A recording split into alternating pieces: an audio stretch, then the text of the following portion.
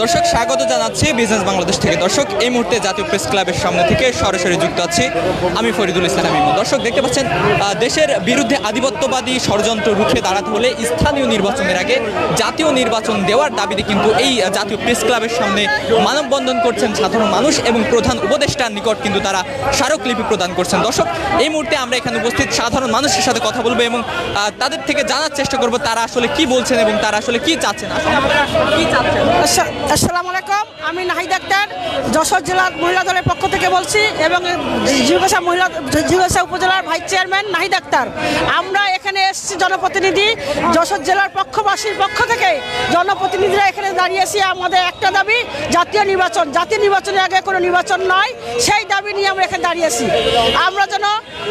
আমরা আর কোনো নির্বাচন চাই না, কারণ স্থানীয় নির্বাচন যেন নিরপেক্ষ হয় সেই দাবি নিয়ে আমরা জাতীয় নির্বাচন চাই, যেন জাতীয় নির্বাচন আগে হয়। তো সেই প্রেক্ষিতে আমরা এখানে এসেছি। আগে চাই, জাতীয় আগে চাই এবং নিরপেক্ষ সরকারের অধীনে নির্বাচন চাই।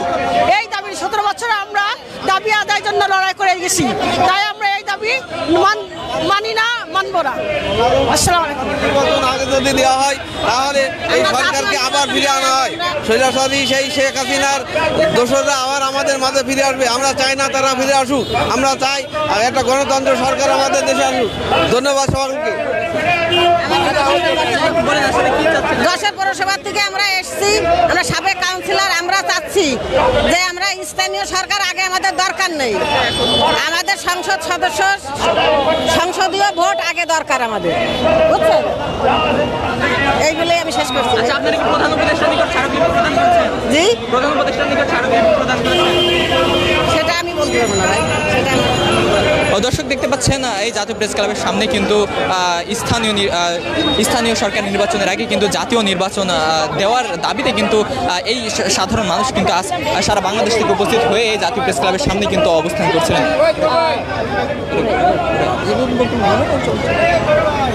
দর্শক আমরা এখানে উপস্থিত সাধারণ মানুষের সাথে আরও একটু কথা বলার চেষ্টা করবো এবং তাদের থেকে জানার চেষ্টা করবো তারা আসলে কি বলছেন।